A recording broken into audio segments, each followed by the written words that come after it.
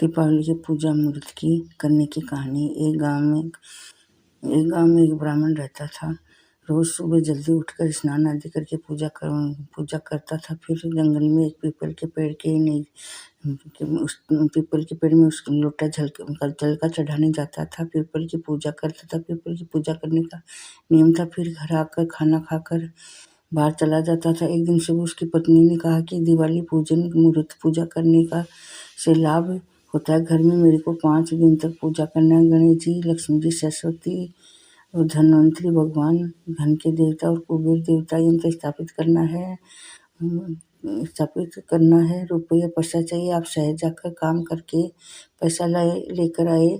तो ब्राह्मण ने कहा ठीक है, सुबह जल्दी उठकर स्नान आदि करके मेरे को चूरमा बना देना। ब्राह्मण जंगल में पीपल की पूजा करने की जगह पहुंचकर पीपल को जल चढ़ाए। फिर पूजा करके पाठ किया। फिर बाद में चूरमा की पोटली खोलकर देखा 4 लड्डू थे। चारों ब्राह्मण ने दिन में चार टाइम लड्डू खाए, चूरमा के लड्डू खा लिए। और फिर सोचा थोड़ी देर में घर पर चलेंगे। तो जाते हैं तो लक्ष्मी जी ब्राह्मण को देखकर मन में दया आई कि विष्णु भगवान से बोली कि ब्राह्मण ने पत्नी से पूजा पाठ करती है, मेरा ब्राह्मण के साथ मैं जाती हूँ। लक्ष्मी जी ब्राह्मण के पास आकर बोली कि मैं आपके घर आपके साथ चलूँगी। तो चलती हूँ तो मेरा सामान आप लेकर चलो। ब्राह्मण बोला ठीक है, मेरे 5 बेटी है, छठी बेटी तो सही। लक्ष्मी जी के ब्राह्मण के घर आकर बोली कि आप दिवाली की पूजन मुहूर्त पूजा की तैयारी करना। गाय के गोबर से मिट्टी को घर को आंगन को लीपना। तांबे का लोटा जल भरकर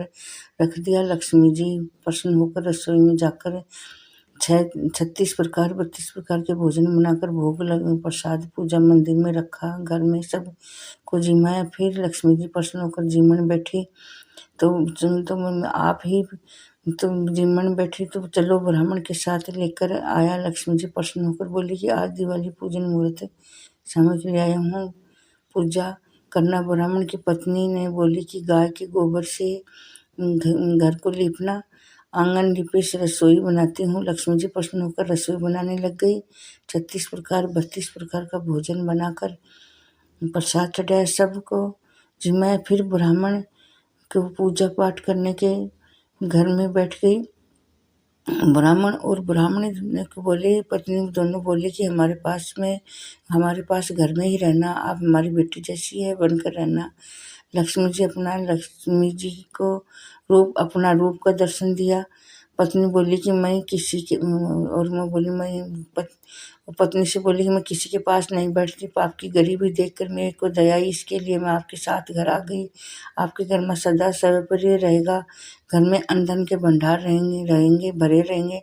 लक्ष्मी प्रसन्न होकर ब्राह्मण की पत्नी से बोली कि आशीर्वाद दिया, रुपये पैसा सब कुछ दिया। जैसे सुबह उठते ही ब्राह्मण और ब्राह्मणी ने देखा तो झोपड़ी में महल जैसा हो गया और पूरा घर रोशनी से भर गया। दिवाली पूजन मुहूर्त पूजा करने के बाद यह है कहानी सुनना चाहिए। इस कहानी को सुनने से लक्ष्मी जी प्रसन्न होती है, आशीर्वाद देती है। विष्णु भगवान लक्ष्मी जी प्रसन्न होकर ब्राह्मण को पत्नी को जैसा दिया वैसा सबको देना। कहानी सुनी और सुनाई, सुनकारा दिया, सबको दिया। यह कार्तिक मास में ये कहानी सुननी चाहिए। जो बोलो विष्णु भगवान की जय, लक्ष्मी माता की जय। जय श्री राम, जय जय श्री राम, जय श्री राधे कृष्णा, राधे कृष्णा।